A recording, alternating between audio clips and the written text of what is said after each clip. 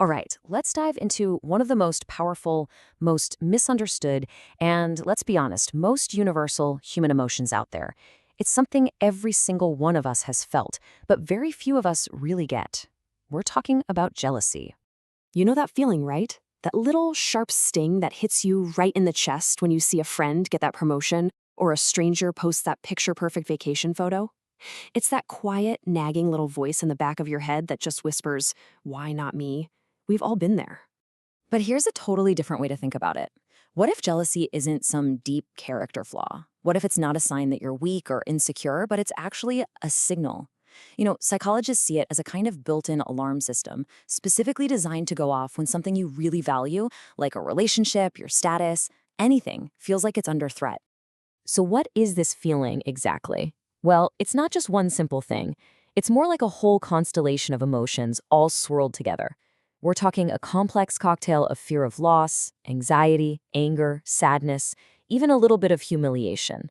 And it all gets triggered by what our brain perceives as a threat to a relationship we care about. Now, to really wrap our heads around this alarm, we have to go back, like way, way back, because this feeling isn't some newfangled thing. It's an ancient survival tool that got hardwired into our ancestors' brains millions of years ago. Yeah, from an evolutionary point of view, jealousy was actually a game changer for survival. It gave our ancestors the push they needed to protect their social bonds, to guard their resources, and to make sure they had reproductive success. It kept the whole group stable. So for them, jealousy wasn't just some messy feeling. It was a full-on survival strategy. And you can actually see how that old wiring still plays a role today. Check this out. A huge study on Swedish twins found that about a third of the reasons some people are more jealous than others, well, it's in their genes. But, and this is the important part, look at the rest of that chart. Two-thirds of it is shaped by our environment, our culture, our life experiences. So sure, some of us might be born a little more prone to it, but that is far from the whole story. So here's the bottom line. The feeling itself isn't good or bad. It's all about how we decide to interpret its signal. Destructive jealousy, that's the one that whispers all these dark stories in your ear, makes your world feel small, and just builds up resentment. But constructive jealousy, it asks a totally different question. It asks, okay, what can I learn from this? It takes that same fiery energy and turns it into fuel for growth. So if this is an ancient alarm, what in the world is setting it off all the time in our modern lives? More often than not, it boils down to one single, really powerful mental habit we all have: getting caught in the comparison trap. Relationship expert Matthew Hussey just nails it with this quote.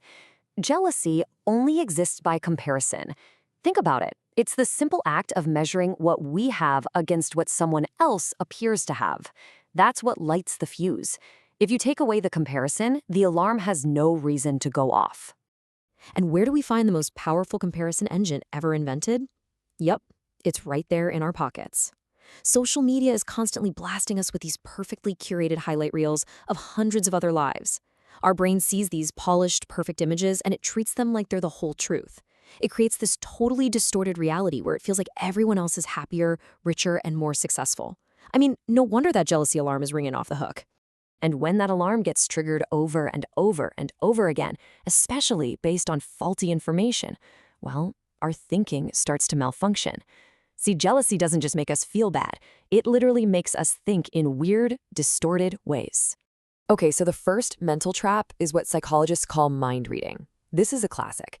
It's when you see your partner glance at someone for half a second and your brain instantly jumps to, oh, they're totally interested in that person, even though you have zero actual evidence. You've just invented a story and decided it's a fact.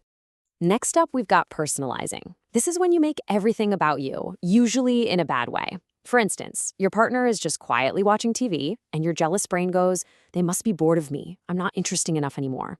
You've taken a totally neutral event and twisted it into a negative reflection on yourself. And the third big one is fortune telling. This is where your brain skips right to the worst case scenario, like, they're definitely going to leave me. And then you start reacting emotionally as if it's already a done deal. You're basically living in a painful future that you completely made up. And listen, if you've ever felt that jealousy is physically painful, you're absolutely right. It's not just in your head.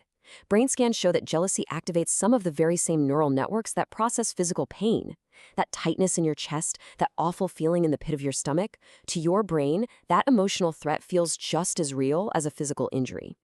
Okay, so we know it's a powerful, painful, and pretty distorted signal. The big question is, how do we learn to read it correctly?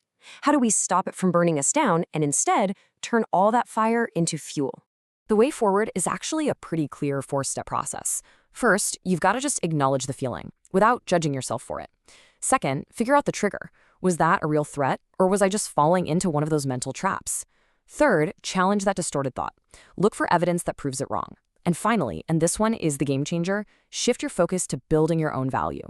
And this right here is probably the most powerful reframe you can make. Your jealousy is a mirror. It's not really telling you anything about the other person. It's pointing directly at what matters most to you. Seriously, if you're jealous of someone's career, it's because ambition is a core value for you. If you're jealous of a couple's connection, it's because you deeply desire that. The signal is showing you exactly where you want to grow. So how do you build your own value? You diversify.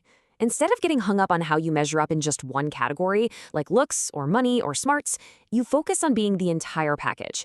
You focus on your generosity, your sense of humor, your thoughtfulness, your energy. When you start bringing your whole, unique self to the table, it becomes pretty much impossible for any single comparison to make you feel like you're not enough. And this really is the ultimate takeaway, isn't it? You can let this powerful emotion trap you in a cage of resentment and endless comparison. Or you can choose to see it for what it truly is, a compass. It's a tool that, if you just learn to read it right, will always, always point you toward what you truly value. So the next time you feel that familiar sting, instead of looking out at them, try looking inward. Your jealousy is sending you a message. The only question left is, what is it telling you?